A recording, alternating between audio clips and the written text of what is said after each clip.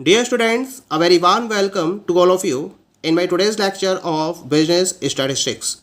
In today's lecture, we will discuss upon standard error of the difference between two standard deviation.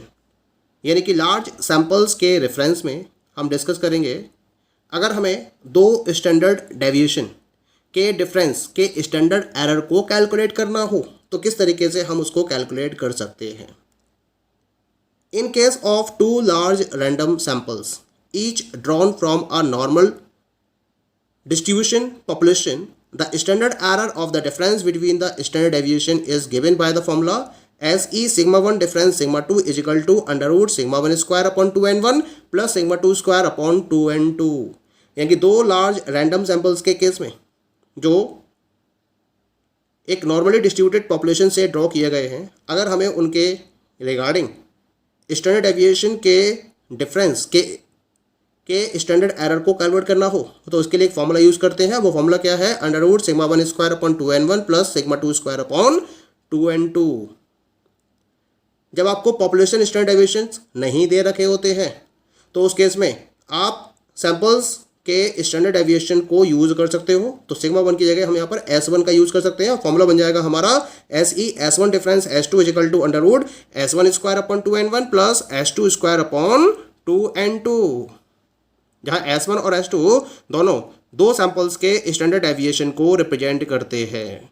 जब आपको population standard deviation sigma ही दे रखा हो तो उस case में अगर मुझे दो सैंपल्स के स्टैंडर्ड डेविएशन के डिफरेंस के स्टैंडर्ड एरर को कैलकुलेट करना हो तो इसके लिए फॉर्मूला यूज किया जाता है S E sigma 1 difference sigma 2 is equal to under root sigma square upon 2 और ब्रैकेट में 1 upon n1 plus 1 upon n2.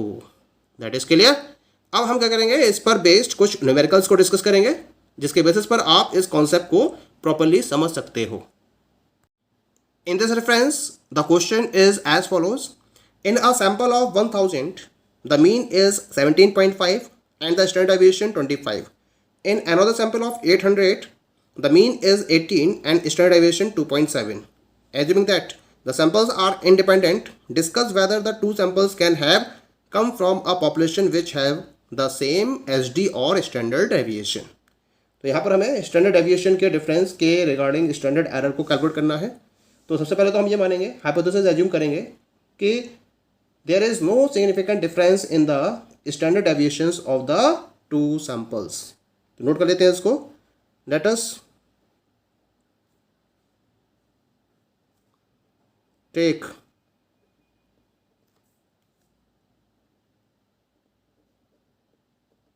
hypothesis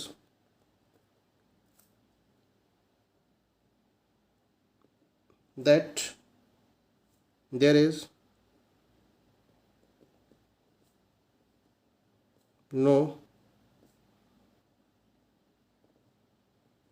significant difference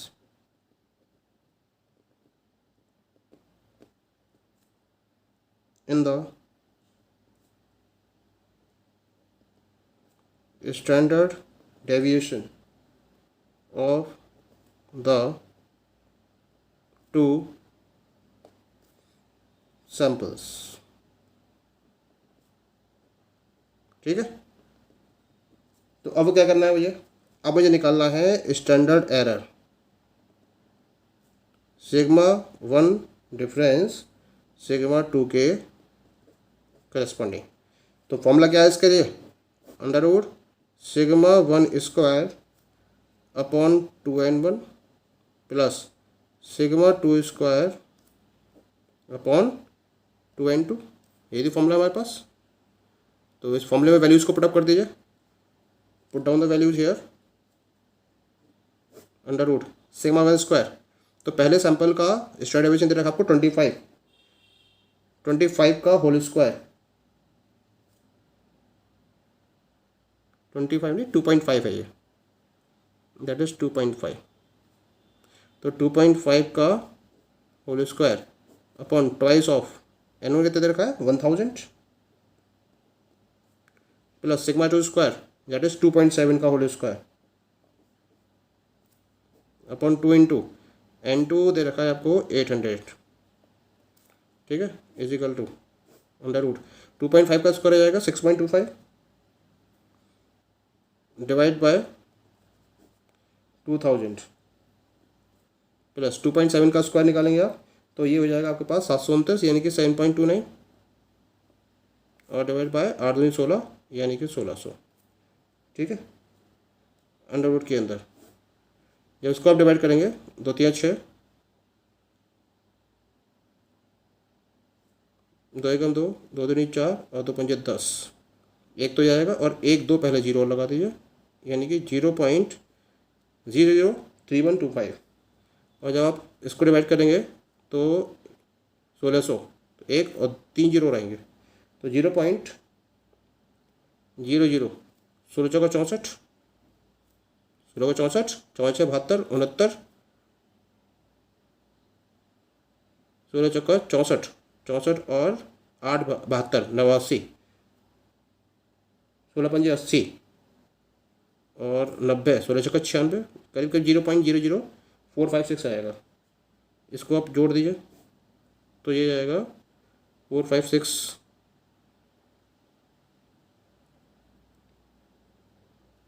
1 2 3 4 5 6 1 2 3 4 5 तो 5 6 2 8 5 और 1 6 4 3 7 0.007665 और इसका अंडर रूट आएगा 0.0876 0.0876 ये आएगा इसका अंडर रूट। ठीक है, अब निकालेंगे difference upon AC, difference upon AC.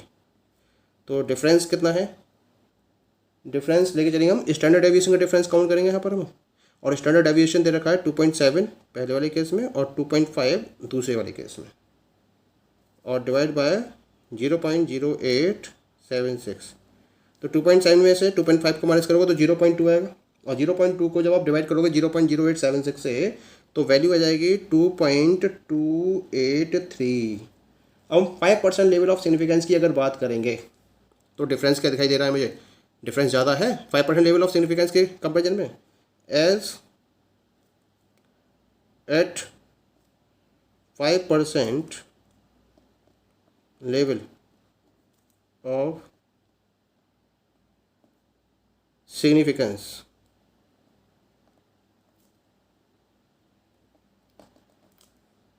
difference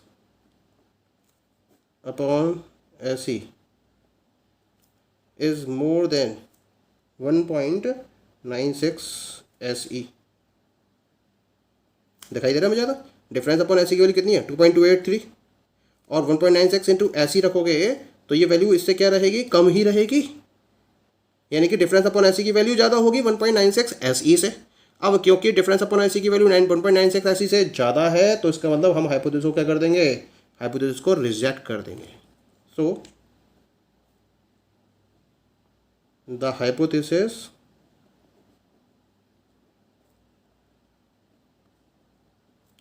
is rejected और जब हाइपोथेसिस रिजेक्ट हो गई तो कंक्लूजन क्या आएगा, कंक्लूजन आएगा कि 2 samples have not come from the same population.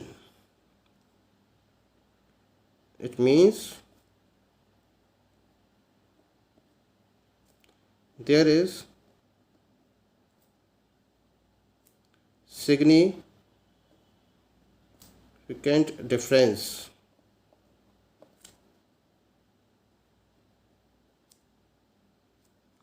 in the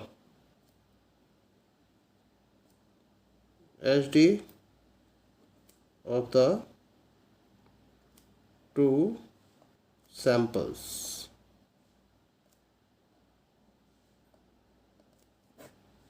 That is clear? Now come to the next question. The question is the mean produce of wheat of a sample of 100 fields is 200 lb per acre with a standard deviation of 10 lb. Another sample of 150 fields give the mean at 220 with a standard deviation of 12 lb. Assuming the standard deviation of the mean field at 11 lb of the universe, find at 1% level if the two results are consistent। तो यहाँ पर आपको 2 produce दे रखी है, एक तो wheat की दे रखी है वीट के रेफरेंस में ही आपको दो पर्टिकुलर सैंपल्स दे रखे हैं, एक तो 100 फील्ड का सैंपल है और दूसरा है 150 फील्ड का सैंपल। तो सबसे पहले तो हम हाइपोथेसिस को सेट करेंगे, और हाइपोथेसिस क्या रहेगी हमारी कि कोई भी सिग्निफिकेंट डिफरेंस नहीं है। तो लेट अस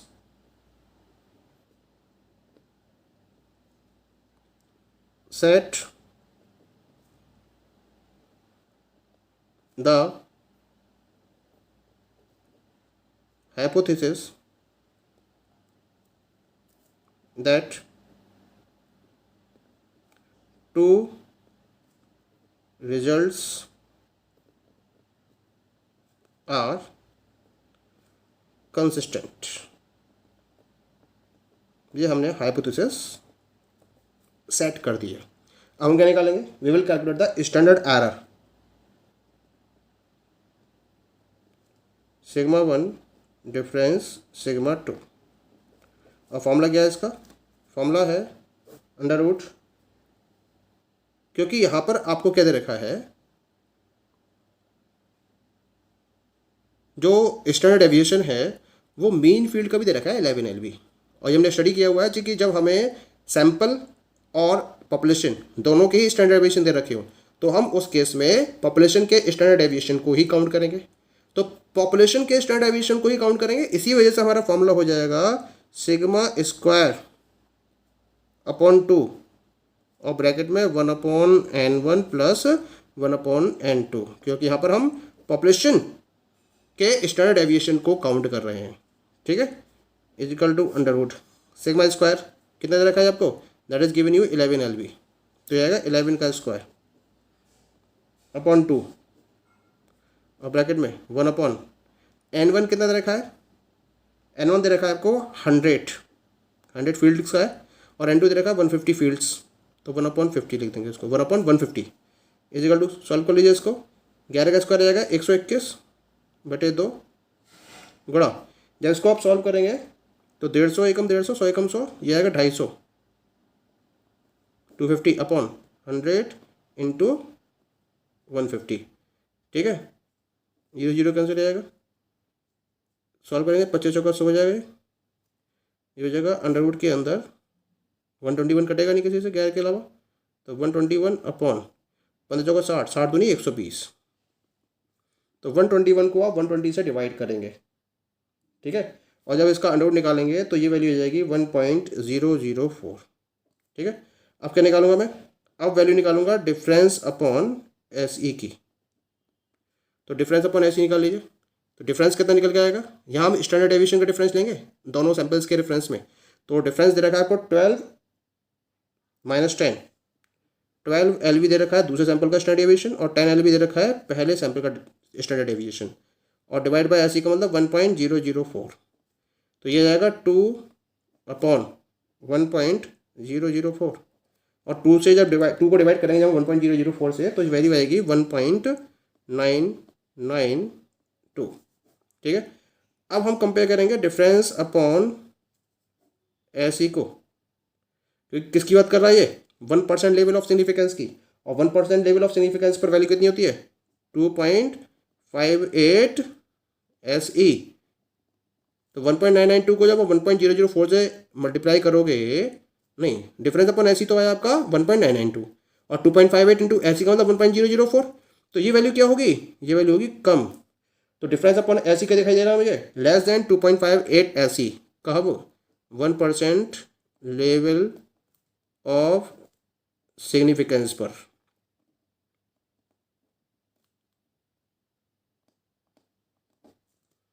ठीक है, इसका मतलब क्या हो गया, जो हाइपोथेसिस है हमारी वो क्या हो जाएगी, सेलेक्ट हो जाएगी। 10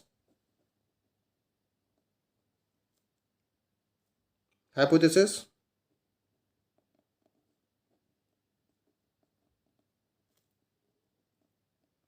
इज सेलेक्टेड, और हाइपोथेसिस हमारी सेलेक्ट हो गई, तो रिजल्ट क्या होगा, रिजल्ट होगा कि जो 2 रिजल्ट्स हैं इनको हम कंसिस्टेंट मान सकते हैं।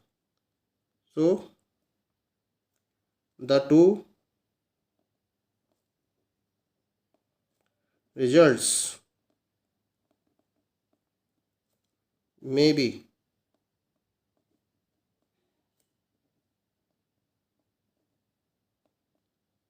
regarded as consistent. That is clear? Thank you.